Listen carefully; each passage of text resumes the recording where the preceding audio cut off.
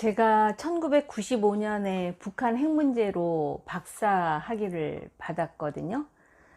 이제 사반세기가 됐습니다. 북한 핵 문제가 발발한 지는 25년이 훨씬 지났고요.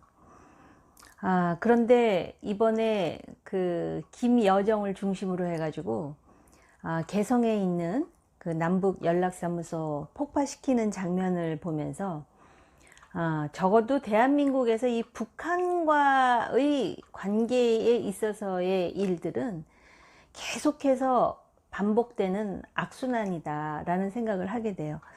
1993년에 북한이 NPT 탈퇴할 때 김일성이 버젓이 있었지만 그 당시에서도 김정일이 나서서 일을 합니다.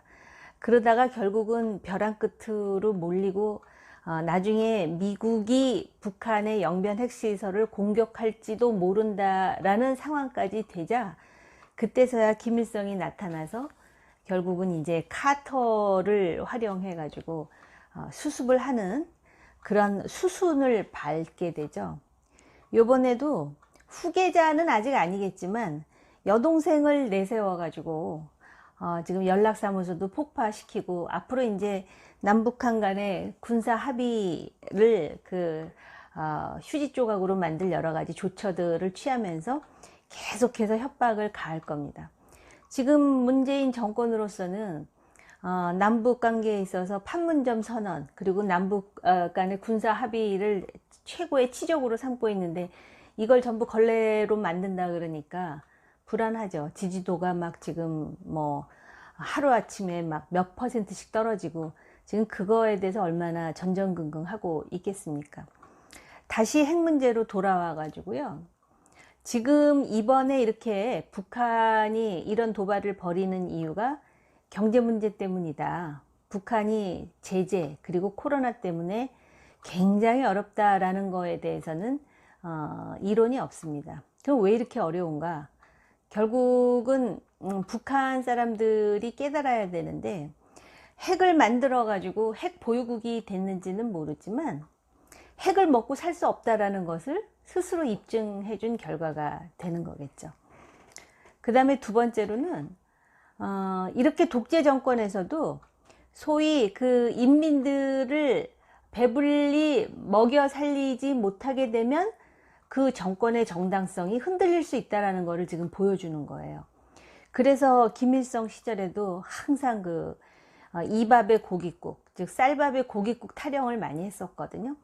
근데 이번 경우에는 소위 북한 전체가 다 어려운 그런 상황이고 특히 평양에 있는 기득권자들까지도 지금 경제적으로 굉장히 압박을 받는 상황.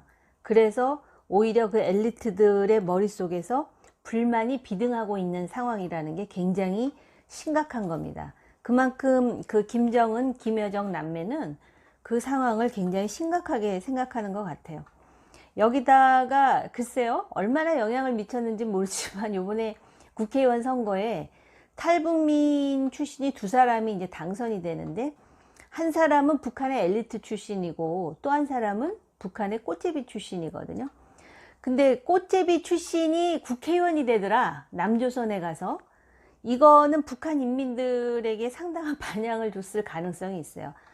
그러면은 남쪽에 내려가면 지금보다 내 살림살이가 훨씬 나아질 뿐만 아니라 잘하면 북한 최고인민회의의 멤버가 되는 거거든요. 북한으로 보면.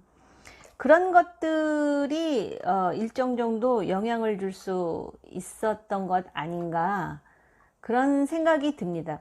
심지어는 김정일 때도 그 군부라든지 엘리트를 다독이기 위해서 벤츠 자동차라든지 고급 그 프랑스제 와인이라든지 명품 브랜드로 선물을 해가지고선 계속 그 엘리트 관리를 했었거든요. 근데 제재 때문에 그런 게 안 되니까 굉장히 여러 가지로 압박을 받는 것은 사실인 것 같습니다. 그러다 보니까 가장 만만한 문재인 정부를 약한 고리라 인식하기 때문에 연락사무소를 폭파시키면서 지금 그 무력 시위를 하고 있는 것이죠. 이제 9.19 남북 군사 합의도 완전히 이제 만신창이로 만들어 버릴 겁니다. 뭐 GP도 그렇고요. 그런데 그 9.19 남북 군사 합의는 애초부터 우리에게 유리한 합의가 아니었습니다. 그렇기 때문에 사실은 그 비례성과 상호성에 입각해서 북한에서 하는 조치에 따라서 우리도 대응 조치를 하면 되는데, 문재인 정권이 이 부분에 대해서 전전긍긍하는 이유는 사실은 그 대북 관계에 있어서 가장 큰 치적이 판문점 선언과 남북 군사 합의라고 스스로 공언해 왔기 때문에 그게 다시 형해화되는 것에 대한 정치적 비용, 그리고 정치적 피해, 이런 부분을 지금 고민하는 거겠죠. 그리고 여기에 더해서 지금 미국의 한반도 평화교섭 본부장을 보내서 미국 정부를 설득하려 하겠지만, 이미 트럼프 행정부는 제재를 연장시키는 조처를 기정사실화했습니다. 그리고 대선으로 민주당 후보가 당선이 되더라도 그 정책에 변화는 없을 겁니다. 왜냐하면은 북한 핵이라는 것이 당장 우리에게 가장 큰 피해를 주는 부분도 있지만 국제적으로 NPT 체제를 와해시키는 위험한 일이기 때문에 지금 어느 누구도 북한의 제재를 풀려고 하는 그런 대한민국의 입장에 동조할 나라는 없습니다. 중국 정도일까요? 뭐 그런 상황이죠. 그러다 보니까 지금 집권당 내에서 미국이 문제다, 내지는 마치 또 이러한 모든 상황의 사달이 미국으로부터 났다는 식의 이해할 수 없는 그런 주장들이 나오는데, 예를 든다면은 뭐 한미 워킹 그룹에서 미국이 완전히 결재권을 행사하고 있다, 또 한미 군사훈련이 문제다, 미국의 제재가 문제다, 또 심지어는 이제 연락사무소를 남쪽과 북쪽 두 곳에 뭐 만들자, 뭐 여러 가지 얘기들이 나오는데, 정말 국제정치의 기본을 모르는 운동권적 세계관에 아직도 머무르고 있다라는 게 답답할 따름입니다. 아무튼 간에 뭐 통일부 장관이 이제 경질될 것 같은데, 본인은 사의 표명했다 하지만은 교체하는 거 아니겠습니까? 그 정치권에 어떤 센 사람이 오더라도 그 우리 마음대로, 우리 마음이 아니죠, 문재인 정권 마음대로 북한에 무언가를 급부나 당근을 줄 수 있는 그런 환경은 북한이 핵을 내려놓지 않는 한 어려울 것이다. 그렇다면 전략을 바꿔야 되겠죠.